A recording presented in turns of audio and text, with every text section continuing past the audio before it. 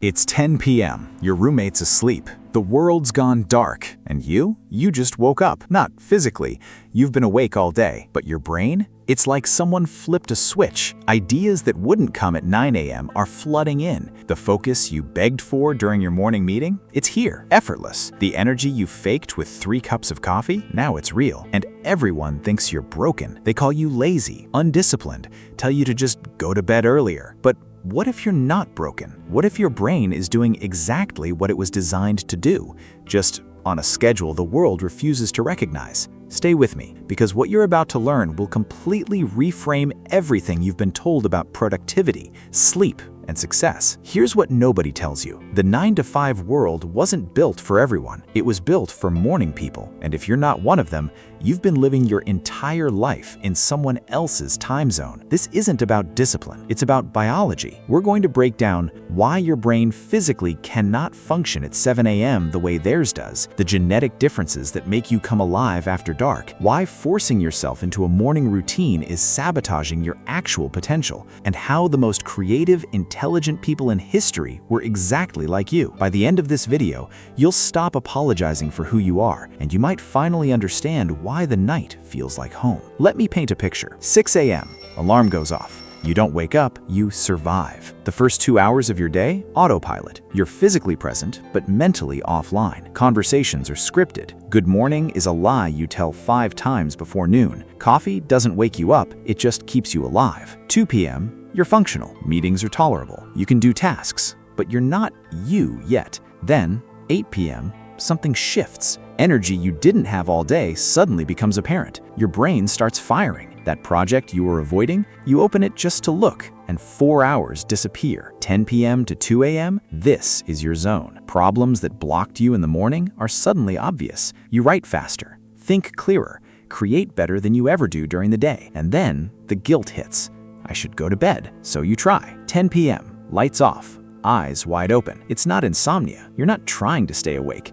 Your brain just refuses to shut down, because this is when it is programmed to turn on. Sound familiar? Here's what's happening, and it's not your fault. You've been measured with the wrong clock your entire life. Let me show you why. Your body has an internal clock.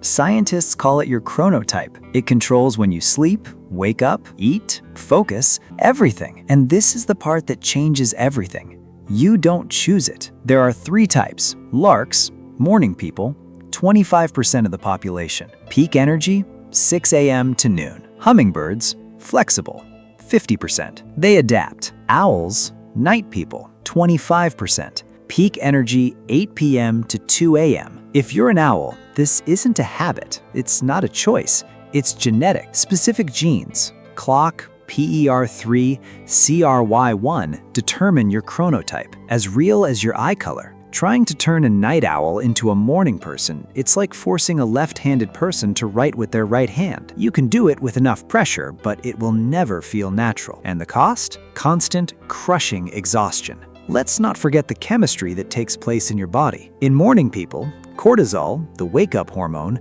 spikes at 6 a.m. Melatonin, the sleep hormone, kicks in at 10 p.m. Their biology matches the world's expectations. But in night owls, cortisol doesn't peak until 10 to 12 a.m., 3 to 4 hours late. Melatonin doesn't rise until 1 to 3 a.m., 3 to 4 hours late. So when your boss expects you to be sharp at 9 a.m., your body is biologically where a morning person is at 6 a.m., still asleep. And when everyone is winding down at 10 p.m., your body is where theirs was at 7 p.m., fully awake. This isn't poor time management.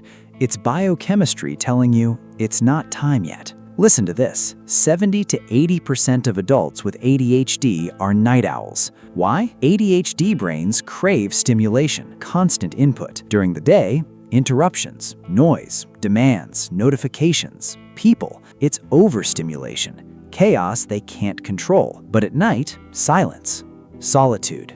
No one needs anything from you. Finally, focus. The ADHD brain, which has been fighting distractions all day, can finally do what it does best: hyperfocus. Disclaimer, not all night owls have ADHD, but the overlap is real. If this resonates deeply, it might be worth exploring. Night owls are statistically more likely to be introverted, highly sensitive to sensory input, socially drained by group settings, protective of alone time, and the night gives them exactly what they need: silence. No phone calls, no small talk, no social performance. Darkness. Less visual chaos, softer stimulation. Solitude. Guaranteed. The world is asleep. You're finally free. Control. You decide what happens next. For introverts, the night isn't lonely, it's relief. The only time solitude doesn't feel like something's wrong with you. Here's the paradox. Night owls consistently score higher in creative problem solving, divergent thinking, generating unusual ideas, artistic output, innovation. Why? Because creativity peaks during your low energy hours. Wait, what? When your brain is slightly tired,